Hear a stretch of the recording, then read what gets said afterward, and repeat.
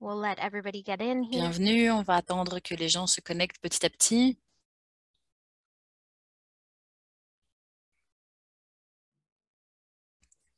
Wonderful. Well, thank you so much, everyone, for joining. Parfait, alors merci beaucoup tout le monde d'être ici avec nous. Mon nom est Alina Veznan. Je suis une des gestionnaires de l'équipe de gestion de notre équipe de la Fédération des femmes canadiennes. C'est un plaisir de savoir que tout le monde est ici connecté. On va parler aujourd'hui donc de la question de nos savoirs collectifs. Donc, on va parler de la question de la différence en matière de genre à l'heure de la collecte des données pour les communautés rurales et éloignées. Et donc, nous avons une série de réunions avec des communautés rurales éloignées nordiques. Nous avons discuté des défis et des opportunités. Et lors de ces rencontres, nous avons identifié le manque de données comme un sujet de discussion important, ce qui nous a amené à aujourd'hui. Alors, c'est notre deuxième session aujourd'hui. Quelle est cette réalité pour réussir à comprendre ces différences, ces manques en matière de données? Donc, avant de commencer, j'aimerais souligner le travail de la Fondation canadienne des femmes et des organisations que nous soutenons et le fait que ça se déroule sur les territoires traditionnels des Premières Nations, des Métis et des Inuits. Nous sommes reconnaissantes d'avoir l'occasion de nous rencontrer et de travailler sur ces terres. Cependant, nous savons très bien que le simple fait de faire une reconnaissance territoriale n'est pas suffisant. Dans tout ce que nous faisons, nous devons nous assurer que nous cherchons et recherchons la vérité, la réconciliation, la décolonisation et l'alliance dans un effort continu pour rétablir nos relations. Information technique, le webinaire d'aujourd'hui est enregistré. L'enregistrement sera disponible sur notre chaîne YouTube. Si vous le souhaitez, il y a de l'interprétation qui est disponible. Donc, vous pouvez sélectionner la langue de votre choix en bas de votre écran pour s'assurer que les mots de toutes les personnes ici sont traduites. Alors, veuillez maintenant sélectionner anglais ou français. Si vous avez des questions, veuillez les taper dans la case questions-réponses Q&A sur certains de vos écrans, comme pour toutes les réunions en ligne. Si nous rencontrons des problèmes techniques, nous ferons de notre mieux pour les résoudre depuis l'arrière-plan aussi rapidement que possible. Enfin, à la fin du webinaire, une enquête sera disponible. Prenez le temps de donner votre avis si vous le pouvez, si vous le souhaitez. J'aimerais maintenant vous présenter Nona Matthews-Kaos. C'est la directrice exécutive du réseau des femmes autochtones de Terre-Neuve et du Labrador. Elle travaille à la question du bien-être des femmes autochtones dans cette région. Donc, nous avons invité Nona à faire la prière d'ouverture et de fermeture de la session d'aujourd'hui. Nous lui avons offert une cravate de tabac avant la réunion aujourd'hui en lui demandant son aide. Nous sommes reconnaissants de sa présence aujourd'hui car elle était une voix forte dans nos sessions de partage de connaissances. Merci. Our elder Odell Pike, who's the president of NON. She's usually here to provide. J'aimerais présenter Odell Pike qui devait être ici avec nous aujourd'hui. Malheureusement, elle n'a pas pu. C'est elle, notre aînée, qui allait faire la présentation. Donc, je voudrais remercier le créateur pour nous donner l'opportunité aujourd'hui avec l'ensemble des organisations qui sont ici présentes et d'avoir cette opportunité de pouvoir travailler ensemble. Donne-nous la force et le courage et l'ouverture d'esprit et de cœur qui va nous permettre de travailler ensemble dans le but de travailler vers un monde meilleur. request that we watch over people who are struggling this day so that they will find. Je voudrais aussi demander que nous puissions être attentives et attentifs aux personnes qui sont dans le besoin, qui ont besoin de notre soutien dans le contexte actuel. Thank you so much, Nona. Merci beaucoup, Nona. Donc, je suis très heureuse de céder la parole à notre modératrice pour aujourd'hui, Andrea Gonrash. Andrea, c'est notre vice-présidente de l'engagement du public à la Fondation canadienne des femmes. C'est une experte en narration et elle possède des connaissances inépuisables sur la façon d'utiliser les données que nous recueillons dans le but d'avoir un impact. Elle dirige notre équipe qui milite pour la justice entre les sexes et je suis ravie qu'elle dirige la discussion d'aujourd'hui. Alors, merci beaucoup et bienvenue, Andrea.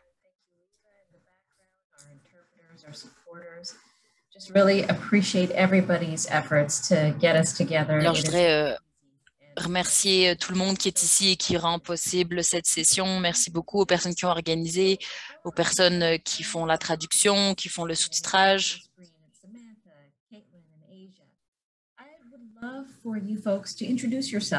Alors, j'aimerais beaucoup qu'aujourd'hui, nos invités, Samantha, Adja, puissent se présenter. Alors, Samantha, c'est à vous.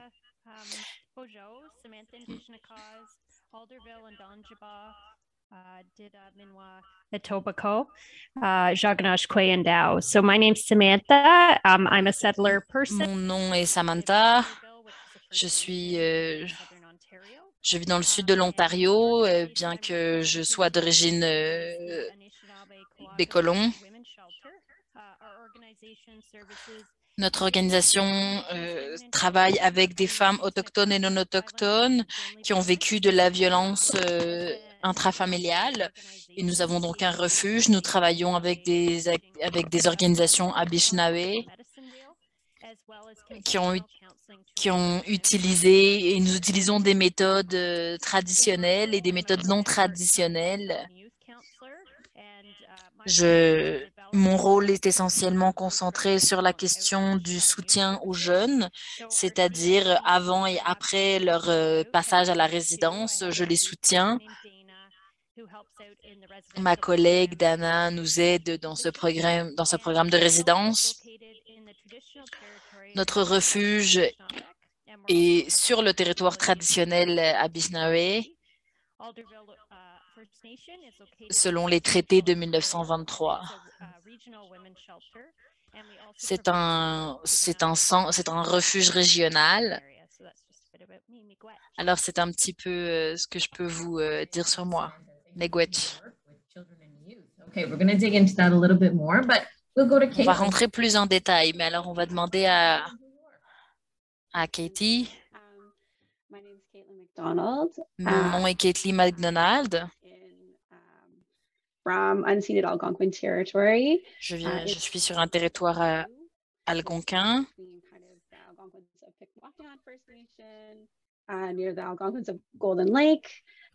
Près de Golden Lake. Killaloe est une ville de 700 000 habitants. Je travaille au centre de ressources communautaires. Ici, nous avons plusieurs programmes prénataux pour des massages pour enfants, mais aussi des programmes pour les enfants plus grands. Moi, je travaille sur le travail d'empowerment pour la jeunesse non-binaire et trans. On encourage le mentorat. On a aussi une équipe de soutien aux initiatives des survivantes.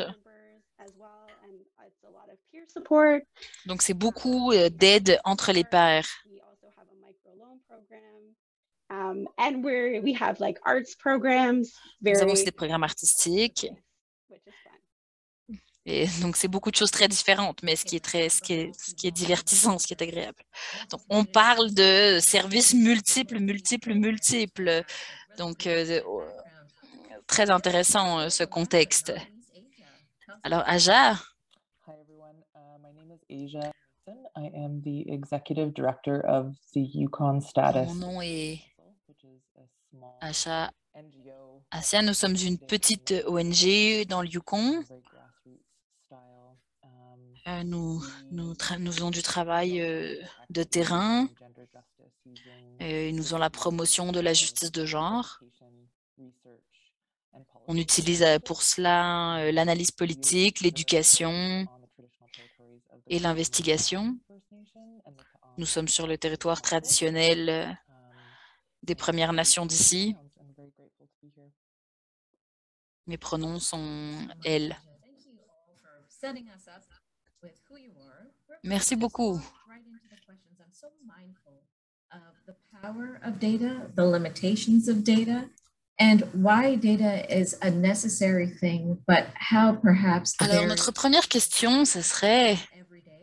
And I know folks, you will have your experiences, those listening on. vous avez beaucoup d'expérience et vous avez fait face à plusieurs types de défis. J'aime ça et je suis une nerd des données. Donc, est-ce que vous pourriez partager, s'il vous plaît, toutes les participantes peuvent partager leurs questions, leurs expériences via le chat. Mais alors, on voudrait savoir, donc ma première question à nos panélistes. Ici, toutes les personnes qui sont présentes ont des expériences avec le manque de données. De nombreux organismes de services aux femmes et de justice de genre dans les communautés rurales et nordiques ont signalé un manque important de données sur la vie des femmes. Les statistiques fédérales ou les estimations de données provinciales sur la santé ne peuvent pas simplement être appliquées à un contexte rural. Alors, j'aimerais vous demander, est-ce que vous pourriez nous parler de certaines des façons dont ces lacunes sont apparues dans votre travail? Aja, par exemple, dans votre contexte. Pour nous, c'est un enjeu essentiel, puisque nous faisons de la recherche participative au niveau communautaire. Et donc, le plus j'ai participé dans ce type de projet, le plus j'ai fait face à ce type de lacunes en termes de données. Alors, pour vous donner une réponse, je vois qu'il y a deux problématiques. Un, c'est la question des contraintes formelles autour des données, de la collecte de données, et l'autre, c'est l'informel. Donc, par exemple, au Yukon,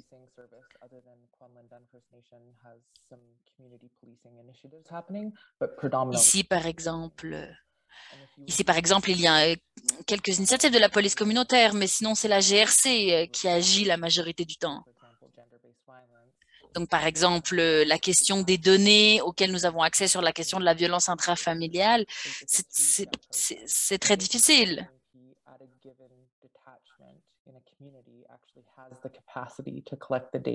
Parce que ça supposerait que, par exemple, un bureau de la GRC aurait les capacités de recueillir ces données. Et ensuite, il devrait les envoyer au niveau national. Et ensuite, Statistique Canada aurait accès à ces données de par la GRC. Le tout après avoir rendu anonyme les données. Donc, imaginez ce processus. À n'importe quel moment au cours de ce processus, on peut perdre les données. Alors, tout d'abord, très peu de gens, déjà, quand on parle de violence basée sur le genre, très peu de gens appellent la GRC pour ce genre de situation. Et très souvent, la GRC ne recueille pas les données. Il ne recueille pas les données sur les situations qui sont présentées, ni les plaintes.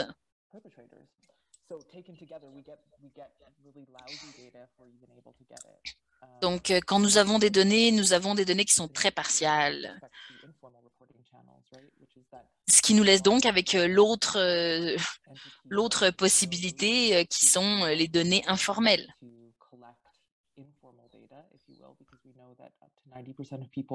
Donc, nous savons que presque 90%, dans presque 90% des cas ici, nous savons déjà que les gens utilisent des ressources informelles pour dénoncer donc des services sociaux. Donc, dans des espaces comme le Yukon,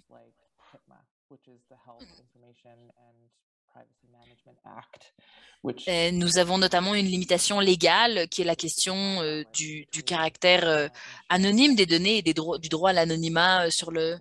Donc, nous devons. D'un côté, c'est très positif comme cadre législatif, puisque ça implique que les gens ne vont pas souffrir de données qui seraient recueillies contre leur volonté, disons, mais d'un autre côté, ça pose de nombreuses limites pour la question. Et très souvent, on peut se rendre compte que certains intérêts, certains groupes vont utiliser ce cadre législatif sur l'anonymat pour éviter que des données soient collectées. Et parfois, notamment parce qu'il n'est pas souhaité que certaines informations soient rendues publiques, puisque ça pourrait impliquer que de nouvelles ressources.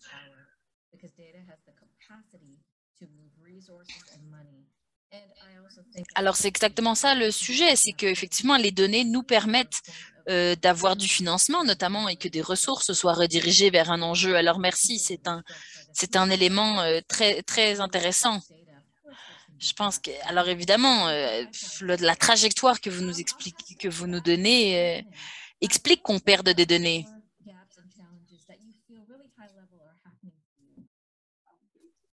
Yeah, definitely, Asia, what you're saying, it rings true out here as well.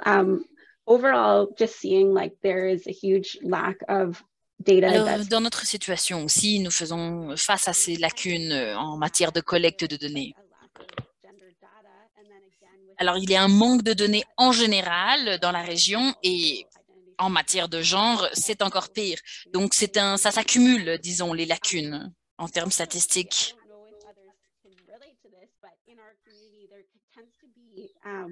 Kind of like this idea of who lives here, which isn't actually fact of who lives here. And dans notre communauté, nous avons une perspective sur qui vit ici. Parce que parfois, il manque des données de base, comme qui vit vraiment ici. Like a white community, there's not diversity, there aren't, by certain, certain. Si on regarde les données, on pourrait croire qu'il n'y a pas de personnes queer ici, il n'y a que des blancs. Ce n'est pas vrai. Mais ce sont les données qui sont disponibles.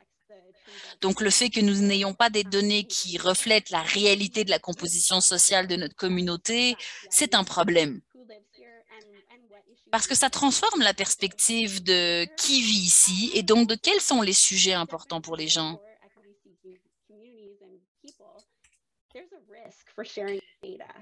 Et pour les gens, partager ces données, c'est un risque.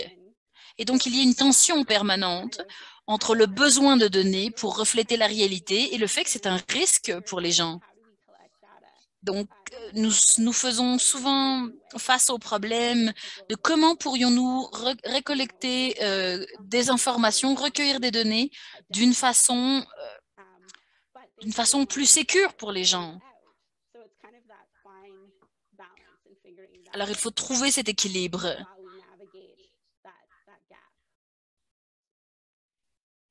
Thanks, Caitlin. Thanks for addressing queer erasure, racialized erasure, trans erasure, people with disabilities. Alors, tout à fait, cette question de l'effacement des données statistiques des personnes queer, trans et racialisées, c'est fondamental.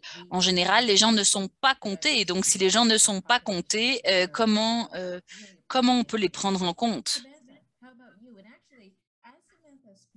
Folks, I would like to encourage you to share in the chat box or in the Q&A box. Anything similar that you feel? I feel like these. Si vous avez des sensations similaires dans vos expériences, s'il vous plaît, utilisez le chat, partagez vos expériences. Vous pouvez utiliser le bouton aussi pendant que je demande sa perspective à Samantha.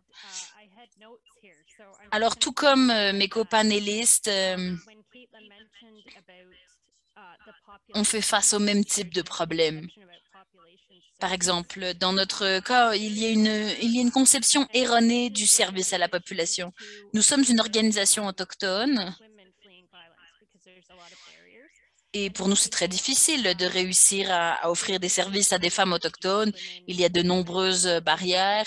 Il y a la question de la disparition systémique des femmes, des jeunes femmes autochtones, et c'est un problème réel.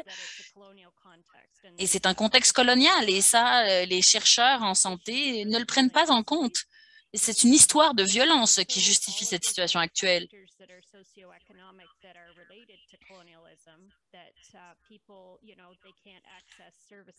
Donc, il y a un contexte colonial qui empêche l'accès aux services. Et donc, en général, nos services, nous offrons plus de services à des femmes qui sont non autochtones, qui sont allochtones. Et nous avons une structure holistique basée sur la culture Anishinaabe. Il n'y a aucun type de discrimination, c'est-à-dire une femme qui a été abusée, nous allons la recevoir de la meilleure façon possible.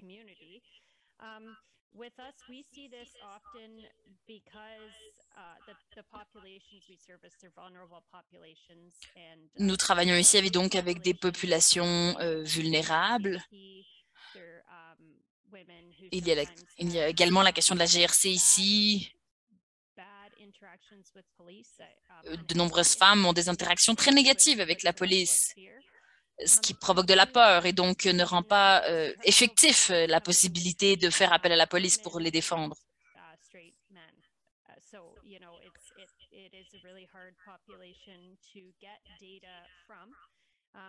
And I think Caitlin had mentioned about capacity. It is really hard. Et donc, on parle d'une population victime qui donc passe par de la violence intrafamiliale. C'est une population de laquelle c'est très difficile d'obtenir des données. Je pense qu'il y a un autre thème qui est la question pour recueillir des données de façon effective, il est nécessaire qu'il y ait un lien de confiance qui ait été construit. Par exemple, avec la jeunesse autochtone, nous avons trouvé beaucoup de données qui n'existaient pas. Et c'est un processus de long terme. Parce qu'il y a une histoire de violence, il faut construire une relation de confiance. Parce que cette relation de violence n'est pas seulement du passé, elle continue d'avoir lieu. Je suis une personne allochtone. Et donc, je dois être transparente, je dois réussir à dire pourquoi est-ce que je recueille ces données, qu'est-ce que je vais en faire, qui va en être propriétaire.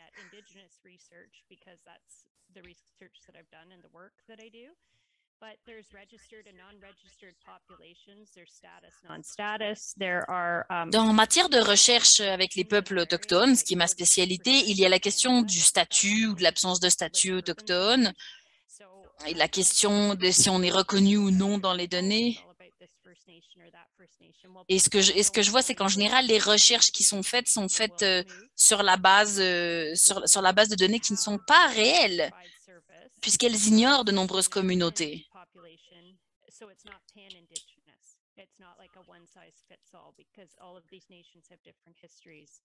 Et par exemple, en général, on parle de services pour les peuples autochtones, sans prendre en compte la diversité des nations. Toutes les nations n'ont pas nécessairement les mêmes besoins. Et notamment, par exemple, une femme autochtone et une femme racialisée ne va pas nécessairement avoir besoin du même service exactement. Et nous voyons qu'il y a plusieurs abysmes et plusieurs manques dans toutes ces subtilités. Alors, je pense qu'il y a une intersectionnalité dans ces manques de données. Alors, parlons donc des impacts. Donc, des impacts de ces manques de données sur votre travail.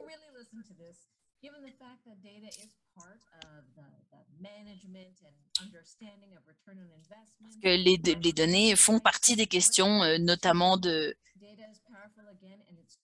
financement. Par exemple, cette lacune a des répercussions réelles sur les communautés rurales éloignées et nordiques qui cherchent à obtenir des fonds ou à influencer les politiques.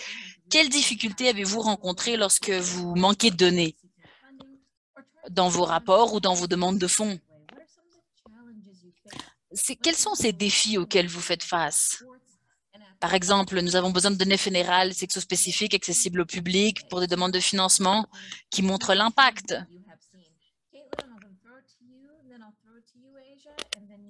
Alors, je vais commencer avec Kathleen dans ce cas-ci. Yeah, well, one thing I'm thinking is like all the silos that are happening, like even within. Alors, je pense qu'il y a une problématique qui est la question du travail en silo.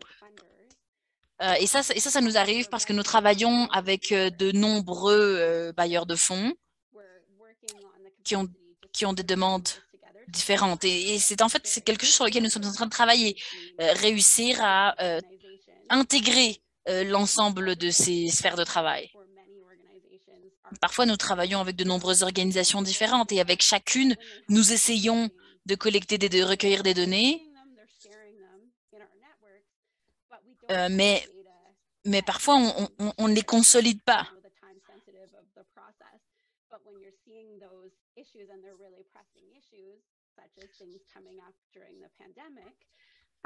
Par exemple, durant la pandémie, il y avait des enjeux urgents.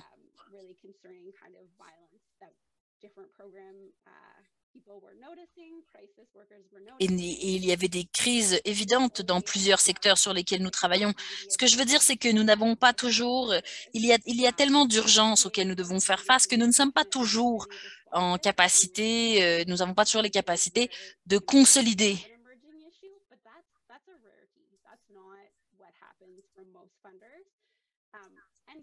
Especially in a rural community, you're leaning on those other agencies because you have to work together in order to serve your clients. You can't go. Et donc, il faut absolument s'améliorer là-dessus et travailler ensemble pour offrir un meilleur service à la clientèle.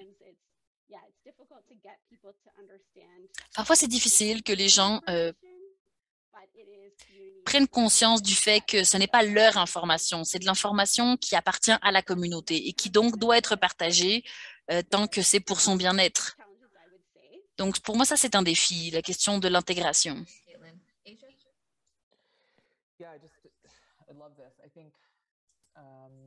I echo a lot of what Caitlin has said about the CWF and their nimbleness and ability to respond in the ways that they have, especially in the pandemic.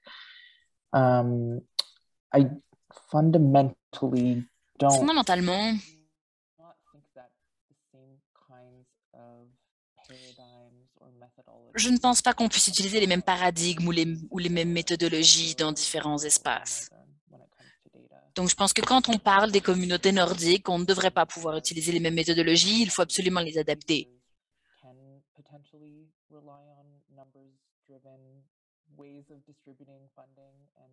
Par exemple, très souvent, au niveau fédéral, on va réfléchir à un système quantitatif pour attribuer des ressources, mais ce n'est pas le cas dans les régions nordiques. Ce n'est pas l'aspect quantitatif qui est le plus important. Et les ressources sont pourtant nécessaires. Et je pense que ça a de très fortes implications. En termes de méthodologie, c'est fondamental. On parle par exemple du fait que le qualitatif, se baser sur des anecdotes, ça peut devenir significatif en termes de recherche. Par exemple, ça redonne une valeur à des choses qui d'habitude, dans le cadre d'un projet de recherche, n'en a pas. Les preneurs de décision et les bailleurs de fonds doivent absolument devenir plus créatifs et doivent arrêter d'utiliser l'individu comme seule unité de mesure, puisque ça contraint beaucoup trop le type de données qu'on peut recueillir. Et ça fait très longtemps que c'est ça la méthode, c'est individualiser et accumuler sur un plan quantitatif. Il faut réfléchir à de nouvelles façons. Et peut-être que le mot n'est pas mesuré. Il ne s'agit peut-être pas de mesurer ce qui arrive aux gens. Mais peut-être que plus que mesurer, nous devrions percevoir nos communautés et identifier leurs besoins et voir comment les ressources sont réparties. Évidemment, nous voulons prioriser une allocation des ressources basée sur des preuves. Mais qu'est-ce que nous considérons une preuve? Nous voulons nous baser sur la réalité. C'est bien ça notre demande. Mais peut-être que la communauté pourrait devenir l'unité de mesure et non pas les individus. C'est-à-dire que les individus composent une communauté, mais c'est peut-être la communauté qui devrait être l'unité de mesure. Et peut-être ça nous permettrait, d'aller au-delà de certaines difficultés, par exemple la difficulté de collecter de l'information, de recueillir de l'information sur des individus. Alors je pense que c'est quelque chose d'important, cette question de l'unité de mesure. C'est-à-dire l'unité de mesure, ça signifie, quelle unité de mesure je choisis signifie qu'est-ce qui est le plus important. Donc, est-ce que mon unité de mesure, c'est la famille, c'est la communauté, c'est la relation intercommunautaire, peut-être aussi, c'est fascinant. Je pense que c'est très intéressant et je pense qu'il y a quelque chose à travailler sur cette perspective, sur cette ouverture d'esprit de l'unité de mesure. Samantha, qu'est-ce que vous voyez de votre côté?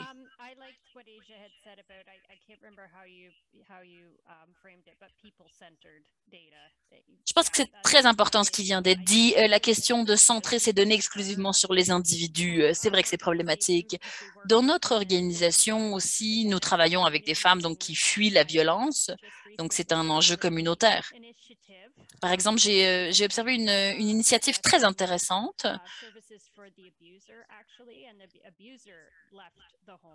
Et par exemple, ça supposait des services pour les personnes qui commettent des abus et qui permettaient notamment que ce soit les hommes qui quittent le domicile.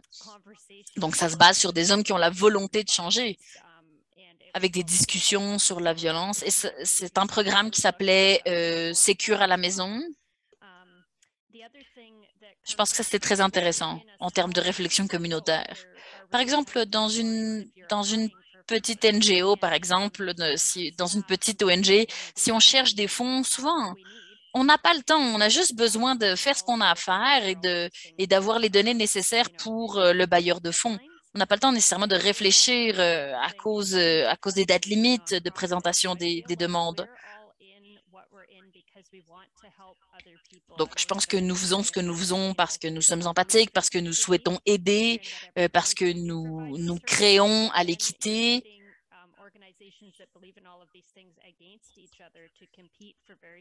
Et en fait, un problème, c'est qu'on prend beaucoup d'organisations. Il y a de très petites organisations qui ont la bonne volonté et la volonté d'aider, mais on les oblige à faire une compétition entre elles pour des fonds qui sont toujours moindres.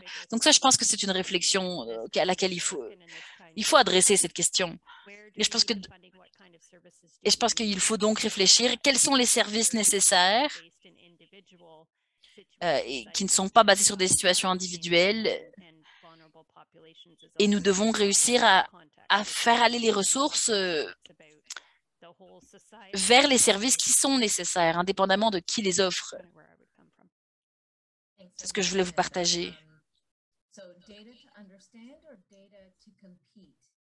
Alors, les données servent à quoi? Les données nous servent à comprendre une réalité ou est-ce que ces données nous servent à entrer en compétition avec d'autres pour du financement? C'est vrai que c'est une question importante.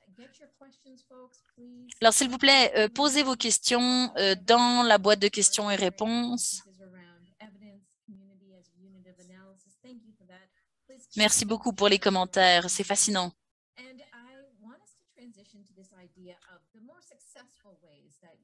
Donc, j'aimerais bien qu'on se parle maintenant des moyens efficaces pour utiliser, des moyens efficaces que vous avez utilisés pour recueillir et utiliser ces données.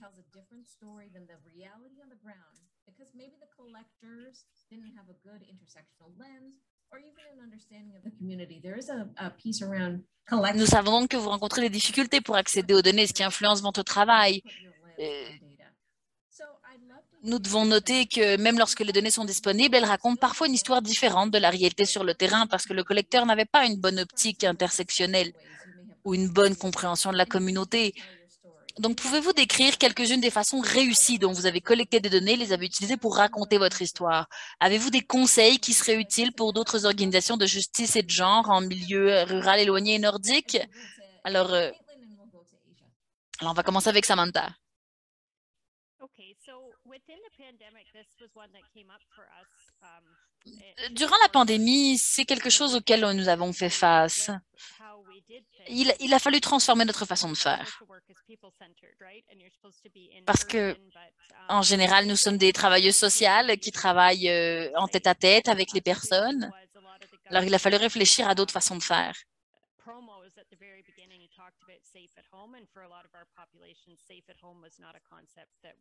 Par exemple, la politique du rester chez soi pour être en sécurité face au COVID n'appliquait pas à la majorité de la population avec laquelle nous travaillons. Donc, il a fallu que nous travaillions.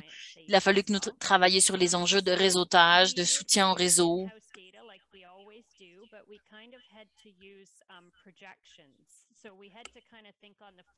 Donc, il a fallu utiliser un système de projection.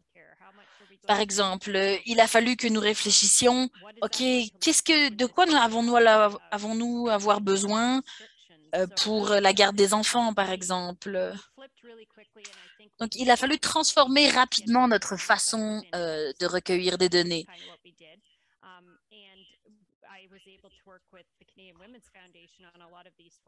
J'ai pu travailler notamment avec la Fédération des femmes du Canada sur cette question et on a réussi à travailler sur des focus group. Ça nous a permis de travailler tous les mois avec des enfants, des travailleurs. Et depuis la pandémie, nous avons commencé avec ces focus group et nous avons continué.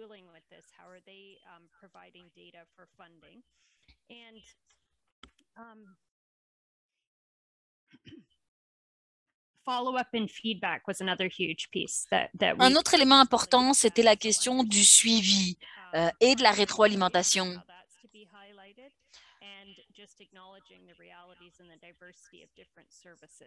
Parce que si on comprend bien, pour nous, c'est important de parler de la diversité des services. C'est-à-dire, nous, ce que nous avons fait, c'est que nous avons demandé aux gens comment est-ce qu'on pourrait offrir ce service de la meilleure façon possible comment nous pourrions offrir les services de la meilleure façon. Nous l'avons demandé aux gens qui bénéficient des services. Pour nous, c'était pareil. Tous ces messages de rester chez soi et soyez en sécurité à la maison, c'était difficile. Je pense que c'était un élément très important qui est commun à beaucoup de gens qui sont ici, ce que Samantha nomme également, de se baser sur les besoins des bénéficiaires. Kathleen?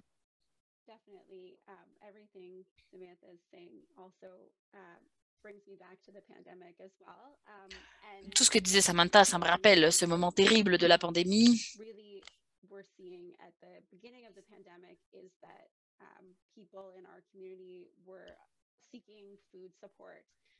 Nous avons vu que dans notre communauté, l'enjeu principal durant la pandémie était alimentaire.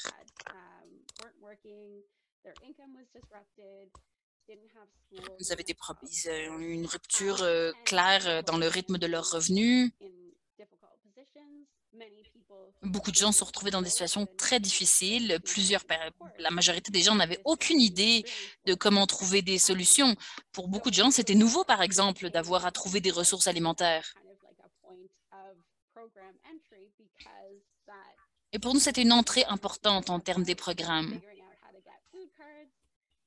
Il a fallu aider les gens à accéder aux cartes alimentaires pour accéder aux services communautaires. Et c'était un point d'entrée, par exemple, pour parler avec elles et eux. Et ça nous a permis de recueillir des données. Qui nous appelle? Quel est leur genre?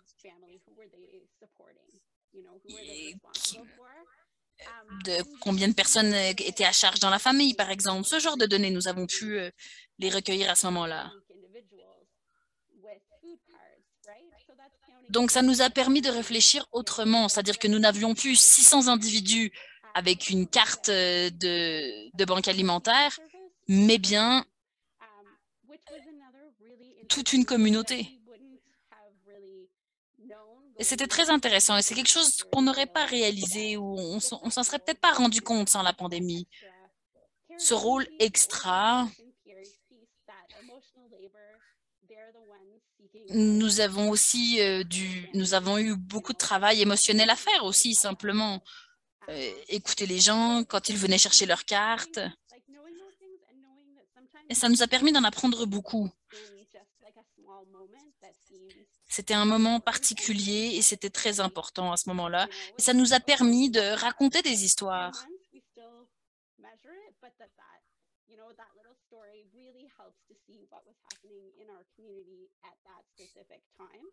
Ça nous a permis de mieux comprendre ce qui se passait dans la communauté dans un moment spécifique. Et on a aussi appris au fait que parfois, il ne faut pas avoir peur de demander.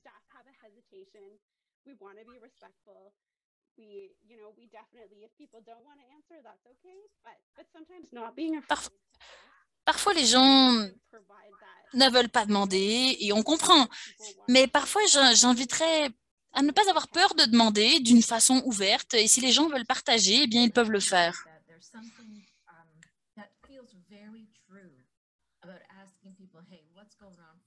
C'est quelque chose de très sincère et réel, ce que tu nommes.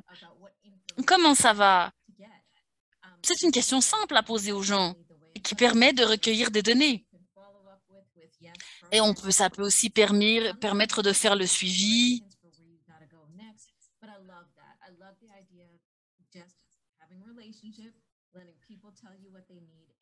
J'aime beaucoup cette idée de tout simplement établir une relation qui permet aux gens de nommer ce dont ils ont besoin.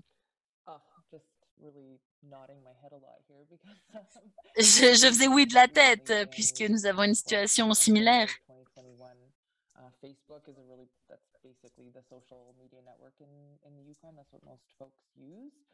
Ici, les services les plus utilisés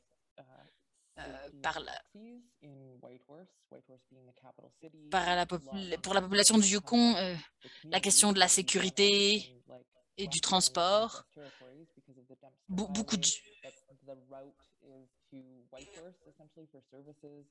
Et en général, il faut aller à Whitehorse pour avoir accès des services.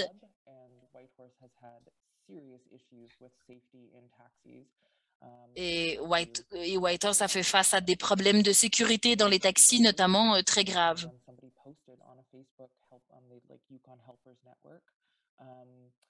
Par exemple, il y a un réseau Facebook de soutien et nous avons par exemple réalisé que 175 personnes ont commenté une publication Facebook quant au risque de transport.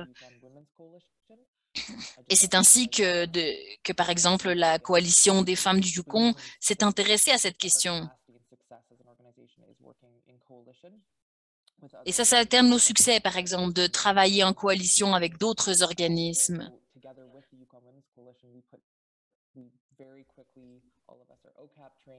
We didn't go through a research ethics board. This was like, we need to be nimble and responsive as per what Caitlin was mentioning, right? This is an opportunity. Et pour nous, c'était une opportunité pour rendre visible la problématique.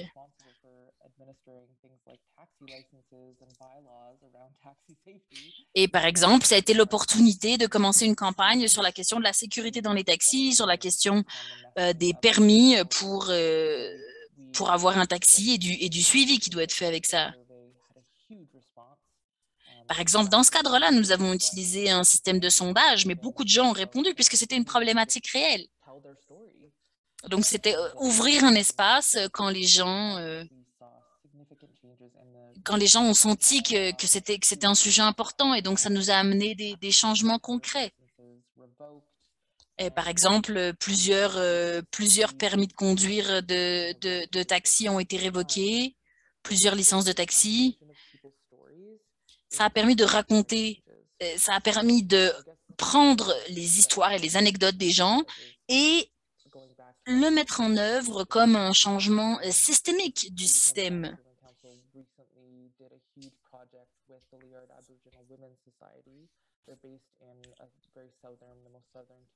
Par exemple, une des organisations qui travaille dans le sud du Yukon a eu une expérience très similaire. Par exemple, des femmes qui travaillaient dans les camps miniers. C'est la première fois qu'il y a une investigation de ce genre dans le Yukon.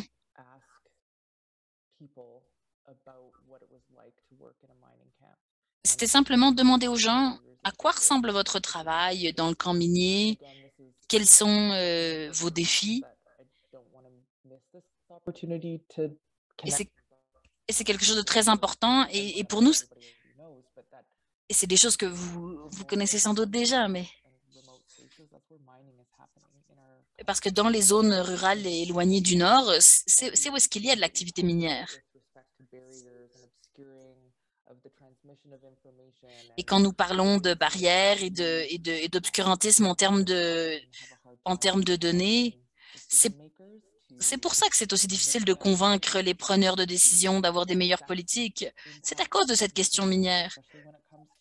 Par exemple, analyser l'impact des camps miniers, c'est un enjeu important, mais qui va contre les intérêts de certains.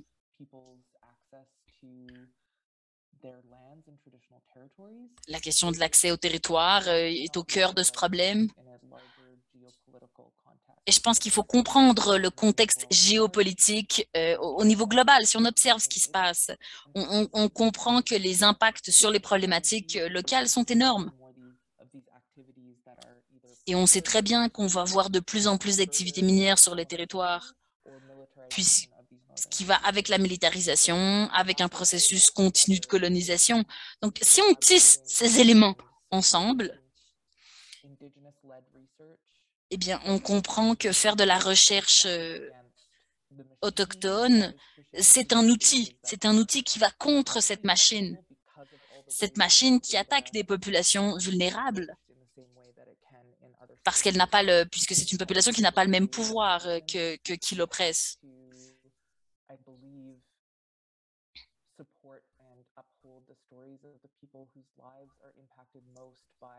Je pense qu'il faut mettre au centre les histoires des gens qui sont le plus susceptibles de vivre l'impact de ce système.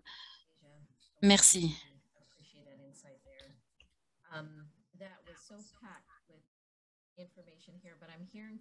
Il y avait beaucoup d'informations dans ce que tu viens de dire. Alors, quelque chose que je reprendrai de ta présentation, de ton intervention, c'est être à l'écoute. Être à l'écoute des problématiques de la communauté permet d'agir à temps. Nous avons des questions de l'auditoire.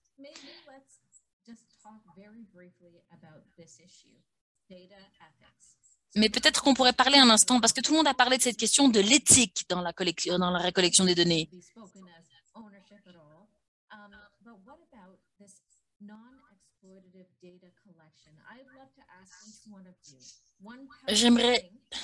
J'aimerais que chacune me nomme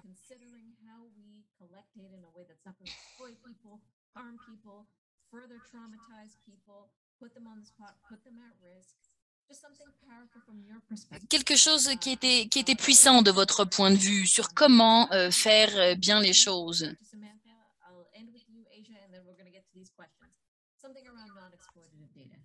Alors, comment on ferait pour ramasser des données sans reproduire d'exploitation?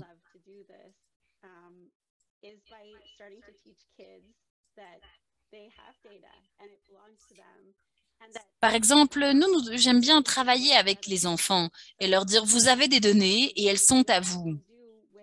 Alors, par exemple, les activités que nous faisons avec les jeunes,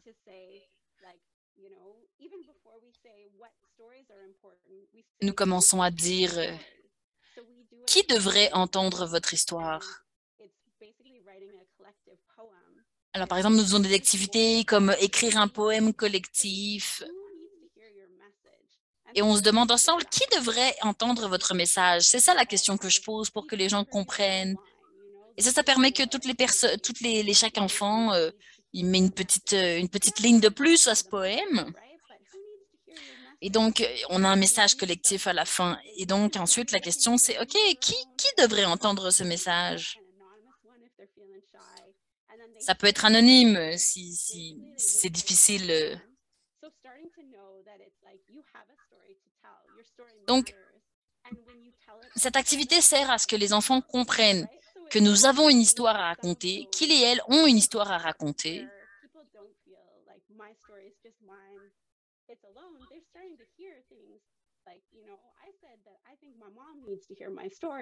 Donc, par exemple, un enfant peut dire, «Ah, je pense que ma mère devrait entendre cette histoire.» Ou parfois leur sœur, leur frère. Ou parfois, par exemple, les enfants vont finalement nous dire qu'ils ne se sentent pas inclus et qu'ils ont besoin que d'autres entendent leurs histoires. Ça permet de prendre conscience de ce concept.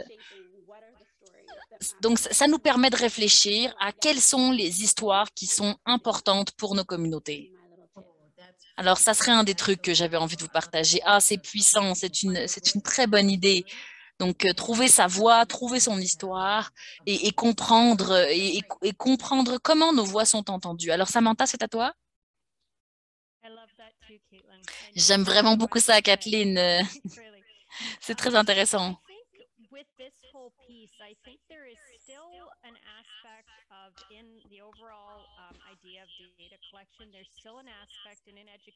Je pense que en matière de recueil, de collecte de données, il y a un type, de collecte de données.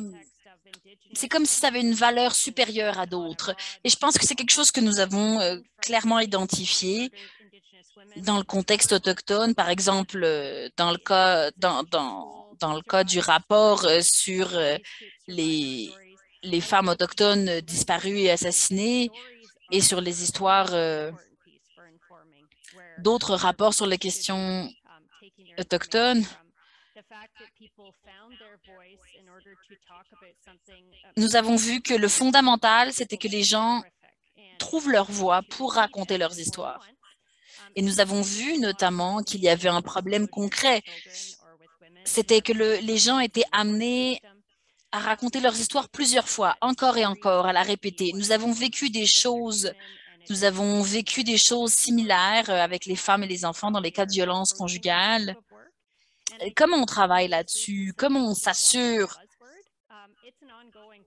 Même si la réconciliation, c'est un peu un mot à la mode, c'est aussi un processus en cours.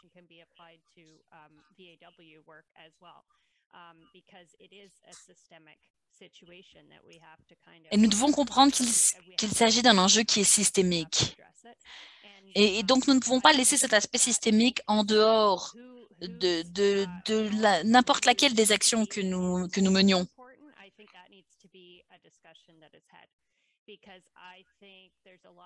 Je pense qu'il faut parler de ça, parce que dans de nombreuses communautés autochtones,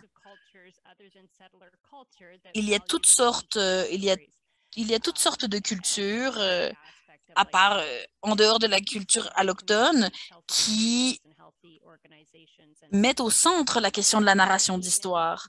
Et donc, c'est important, même pendant la pandémie, par exemple. Une des choses que nous avons trouvé très importante, c'est que certaines organisations ont travaillé là-dessus.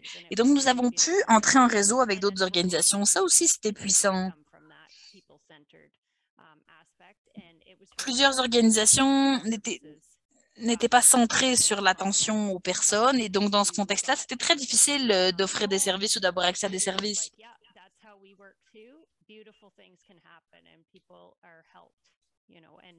Et pour nous, c'était important de montrer un certain exemple, que oui, il est possible d'entrer dans un processus de sanation si on fait bien les choses. Adja, c'est à toi.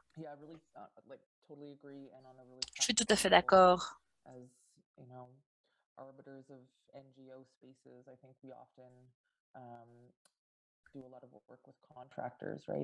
Par exemple,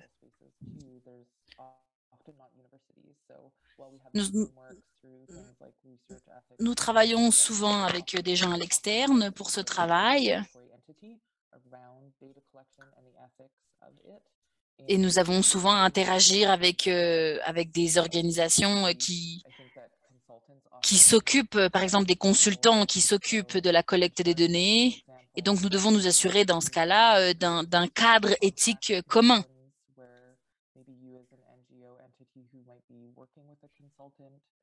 Peut-être une ONG qui engage un consultant.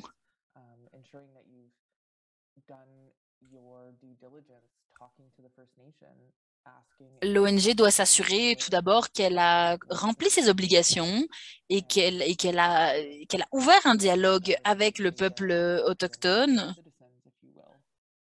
dans le but qu'il y ait une compréhension commune du pourquoi. Donc pour moi, c'est... Et assurez-vous que votre contrat soit très clair, bien choisir. Je veux dire, il faut faire très attention dans ce cas-là. Ça serait un de mes conseils. Il faut s'assurer de parler avec la communauté et qu'elle puisse prendre des décisions par rapport à ce processus. Merci beaucoup.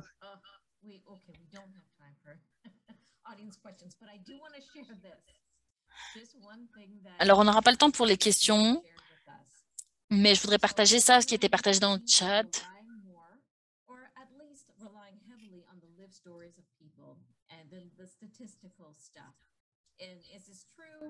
And would there not then be an intentional argument for more robust funding of acquiring this wealth of necessary data in local and diverse settings? I mean, I think Alors, c'est écrit dans le chat. En tant que membre du panel, il semble que vous vous appuyez davantage sur la réalité vécue des gens, données, preuves informelles et narratives, que sur les données statistiques dans votre prise de décision pour les programmes. Est-ce vrai? Si c'est le cas, n'y aurait-il pas un argument intentionnel pour financer plus solidement l'acquisition de cette richesse de données nécessaires dans des contextes locaux et divers? Je pense que c'était une question très importante. Alors, je voudrais remercier tout le monde d'avoir été ici avec nous aujourd'hui. Merci beaucoup, Andrea. Cette conversation doit continuer, mais merci beaucoup. C'est la conclusion pour aujourd'hui, mais je voudrais vous dire que vous allez recevoir le sondage qui va arriver sur votre écran avant la fin du Zoom. Et je vais regarder les résultats. Je vais aussi vous envoyer un email aux participantes. Merci beaucoup à toutes les personnes qui ont été ici avec nous aujourd'hui. Alors, j'aimerais laisser Nona les derniers mots pour la prière de fermeture. Merci beaucoup d'avoir été ici depuis Terre-Neuve et le Labrador.